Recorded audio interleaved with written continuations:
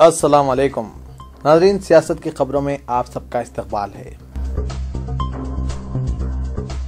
وزیر اعظم نریندر مودی کے راجیہ سبھا میں بیان کے باوجود مرکزی وزیر سادھوی نرنجن جیوتی کے متنازع ریمارکس پر جاری تعطل فوری طور پر ختم ہونے کے کوئی آثار نہیں دکھائی دے رہے ہیں۔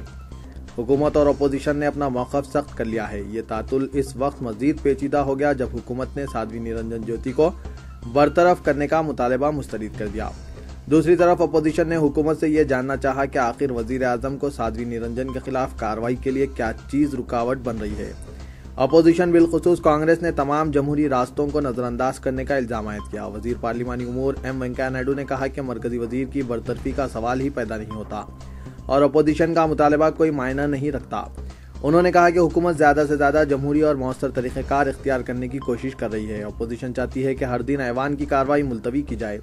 انہوں نے یہ بات اس وقت کہی جبکہ کل تیسرے دن مسلسل راجیہ سبھا میں کارروائی ملتوی رہی، لوک سبھا میں رکاوٹیں جاری رہی۔ اپنی خاموشی کو توڑتے ہوئے وزیر اعظم نریندر مودی نے مرکزی وزیر سادھوی نرنجن جیوتی کے متنازع ریمارکس کو شدید ناپسندیدہ قرار دیا ہے۔ تاہم اپوزیشن کو اس مسئلے پر احتجاج ختم کرنے کی ترغیب دینے میں وہ ناکام رہے ہیں، کیونکہ اپوزیشن نے راجیہ سبھا میں تیسرے دن بھی ہنگامہ آرائی جاری رکھتے ہوئے سادھوی کی برطرفی کا مطالبہ کیا ہے۔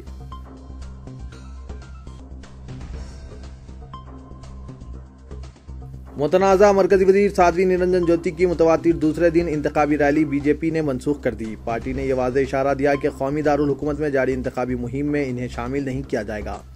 نرنجن جیوتی وسطی دہلی کے گول مارکیٹ علاقے میں انتخابی ریلی سے خطاب کرنے والی تھی، لیکن انہیں آخری وقت خطاب سے روک دیا گیا۔ بتایا جاتا ہے کہ جیوتی کے مبینہ فرقے وارانہ ریمارکس اور پارلیمنٹ میں برطرفی کا مطالبہ کرتے ہوئے اپوزیشن کی ہنگامہ آرائی کے پیش نظر یہ فیصلہ کیا گیا ہے۔ بی جے پی کے ایک سینئر لیڈر نے کہا کہ نرنجن جیوتی کا ریلی سے خطاب منسوخ کر دیا گیا کیونکہ پارٹی کا یہ احساس ہے کہ انہیں خطاب کی اجازت دینے سے پارٹی کی امیج متاثر ہوگی۔ انہوں نے یہ بھی کہا کہ مستقبل کی تمام ریلیوں سے خطاب کو بھی منسوخ کرنے پر غور کیا جا رہا ہے۔ دہلی بی جے پی کے ترجمان ہریش کھرانا سے جب اس بارے میں پوچھا گیا تو انہوں نے کہا کہ مرکزی وزیر سادھوی نرنجن کا ریلی سے خطاب شخصی وجوہات کی بنا پر منسوخ کیا گیا ہے۔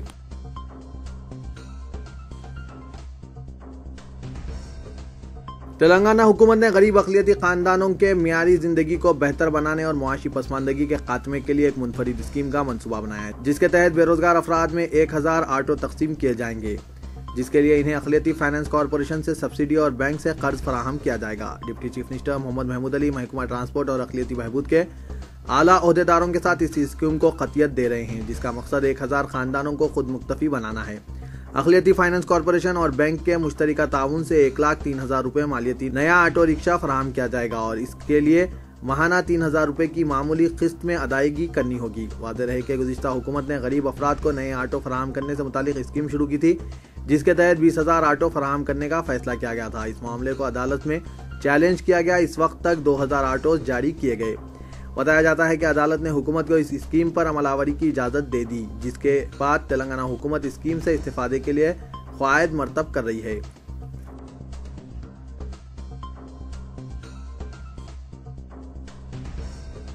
شہر حیدرآباد سے تعلق رکھنے والے چند اہم موضوعات پر تفصیلی تبادلہ خیال کرنے اور بعض اہم فیصلے کرنے کے مقصد سے جاریہ ماہ 9 دسمبر کو ایک اہم کل جماعتی اجلاس طلب کرنے کا حکومت تلنگانہ نے فیصلہ کیا ہے اور اس اجلاس میں شرکت کے لیے تمام سیاسی جماعتوں کو مدعو کرنے کی متعلقہ عہدیداروں کو ہدایت دی گئی ہے۔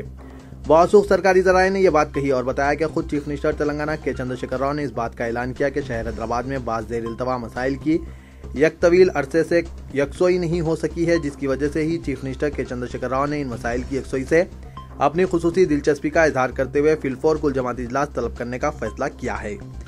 اسی ذرائع کے مطابق بتایا جاتا ہے کہ اس کل جماعتی اجلاس میں شہر حیدرآباد میں سلم علاقوں میں رہنے والے غریب افراد کو بہتر رہائشی سہولتیں فراہم کرنے، حسین ساگر میں پائی جانے والی آبی آلودگی کی صفائی، ونائک ساگر کی تعمیر کے علاوہ شہر حیدرآباد سے متعلق بعض دیگر اہم مسائل پر تفصیلی غور و خوض اور تبادلہ خیال کے علاوہ ضروری مشاورت وغیرہ کے ذریعے بعض اہم فیصلے کیے جانے کی قوی توقع پائی جاتی ہے۔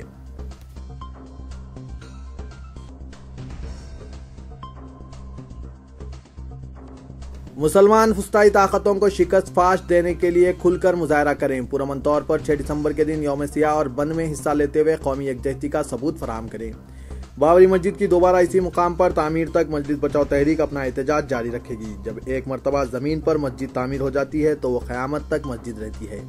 ان خیالات کا اظہار صدر مجلس بچاؤ تحریک ڈاکٹر قائم خان نے کل شام مجلس بچاؤ تحریک کے زیر اہتمام اعظم فنکشن ہال مغل پورے میں بابری مسجد کی شہادت کے ضمن میں احتجاجی جلسہ عام کی صدارت کے دوران کیا۔ انہوں نے کہا کہ اگر بابری مسجد کی شہادت کا مکمل جائزہ لیا جائے تو یہ واضح ہو جائے گا کہ نام نہاد مسلم قیادت اور سنگ پریوار نے آپس میں گٹھ جوڑ کرتے ہوئے 450 سال قدیم بابری مسجد کو شہید کروا دیا۔ 1952 میں مرحوم صدر غازی ملت نے صدائے حق بلند کیا اور رابطہ کمیٹی کی ڈرار اور ایکشن کمیٹی کے قیام پر تنقید کی تھی۔ بعد ازاں ایکشن کمیٹی اپنے ایکشن کے ذریعے مسجد کو شہید کروا دیا۔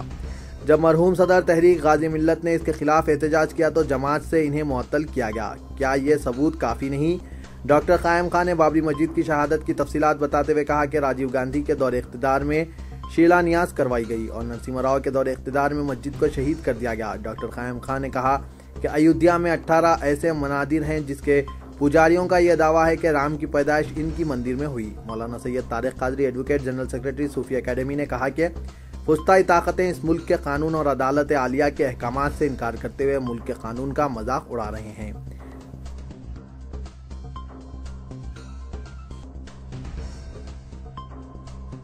مدینہ ڈگری کالج کے محکمہ حیوانات کی جانب سے ریون روڈ کے عنوان پر ایک نمائش کا اہتمام کیا گیا، جس میں مذکورہ کالج کے طلباء نے غیر معمولی دلچسپی دکھاتے ہوئے اس نمائش میں حصہ لیا۔ مختلف جماعتوں کی طالبات نے جمیکان بندر، اسپائڈر منکی، تسمانین ٹائیگر وغیرہ پر مشتمل چارٹس اور ماڈلز تیار کیے۔ اس کے علاوہ طلباء کی جانب سے زنجبر چیتا ٹائیگرز پر مشتمل چارٹس اور ماڈلز کے مذکورہ نمائش کا حصہ بنایا۔ اس کے علاوہ طلباء کی جانب سے شیر، ہاتھی، گینڈے کے چارٹس کو بھی نمائش کا حصہ بنا کر مذکورہ حیوانات پر تفصیلات پیش کیے۔ طلباء کی جانب سے تیار کردہ نمائش میں جنگلات اور جنگلی جانوروں کی حفاظت کے لیے ضروری اقدامات اور ضرورت کو بھی پیش کیا گیا۔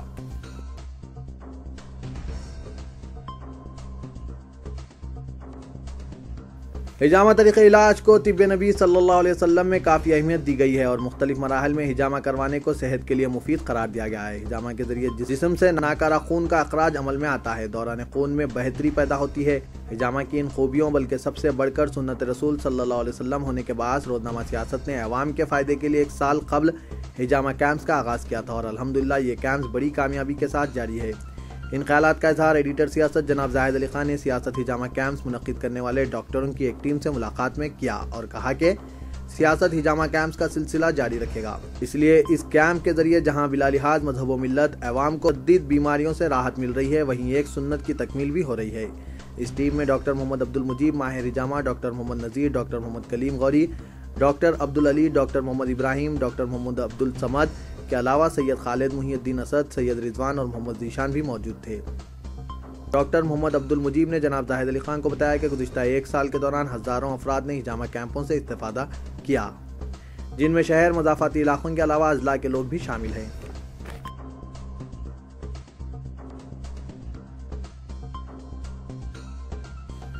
آصف نگر کے علاقے جھرے میں پیش آئے انتہائی افسوسناک واقعے سے علاقے میں سنسنی پھیل گئی، جہاں شوہر کے ناجائز تعلقات، جہیز و ہراسانی سے تنگ آ کر خاتون نے اپنی 2 کمسن لڑکیوں کے ہمراہ پانی کے سم میں چھلانگ لگا کر خودکشی کر لی۔ اس کربناک منظر کو دیکھنے عوام امڑ پڑی۔ بتایا جاتا ہے کہ 24 سالہ شاہنواز بیگم نے اپنی 3 سالہ لڑکی آفرین اور 4 ماہ کی شیرخوار زوبیہ کے ہمراہ خودکشی کر لی، تاہم اس خودکشی پر شبہات کا اظہار کیا جا رہا ہے۔ اطلاع کے عام ہوتے ہی پولیس کی بھاری جمعیت جھرہ پہنچ گئی اور آصف نگر کے اسسٹنٹ کمشنر آف پولیس محمد غوث معین الدین نے شاہنواز بیگم کے مکان کا جائزہ لیا۔ شاہنواز بیگم جھرہ آصف نگر علاقے کے ساکن محمد نواز کی بیوی تھی۔ ان کی شادی سال 2011 میں ہوئی تھی۔ شادی کے وقت نواز کو 1.5 لاکھ روپے نقد رقم، 1 موٹر سائیکل اور 6 تولے طلائی زیورات و ضروری ساز و سامان دیا گیا تھا۔ تاہم پیشے سے گل فروش لالچی نواز شادی کے چند ماہ بعد ہی سے اپنی بیوی کو ہراساں کرنے لگا تھا اور زائد جہیز کے لیے اپنی بیوی پر ظلم ڈھایا کرتا تھا اور اس خاتون کو ذہنی و جسمانی اذیت کا شکار بناتا تھا۔ متوفی خاتون کے رشتہ داروں کے مطابق نواز کے اس ظلم میں اس کے والدین بھی برابر کے ذمہ دار تھے۔ ان کا رشتہ اور لڑائی جھگڑے کے تعلق سے 2 مرتبہ پنچایت بھی بٹھائی گئی تھی، جس کے باوجود شاہنواز بیگم پر ظلم و زیادتی میں کوئی کمی نہیں ہوئی، جس سے تنگ آ کر اس نے یہ انتہائی اقدام کیا۔ کل رات بھی نواز نے اپنی بیوی پر ظلم ڈھایا تھا اور اسے مار پیٹ کی۔ اس سلسلے میں assistant commissioner of police Asif Nagar غوث معین الدین نے بتایا کہ خاتون نے رات میں اپنے بھائی کے فون پر SMS کیا تھا اور اپنی جان کو خطرہ لاحق ہونے کا خود بتایا تھا اور آج صبح اس وقت اس نے بھائی کو فون پر ظلم و زیادتی کی اطلاع بھی دی تھی۔ تب اس کے بھائی نے بھروسہ دلایا تھا کہ وہ اس کے مکان آ رہا تھا، تاہم اسی اثنا خاتون نے انتہائی اقدام کر لیا۔ ACP آصف نگر نے بتایا کہ خاتون کے والدین کی شکایت کے مطابق جہیز و ہراسانی و ظلم و زیادتی کے خلاف مقدمہ درج کر لیا گیا ہے۔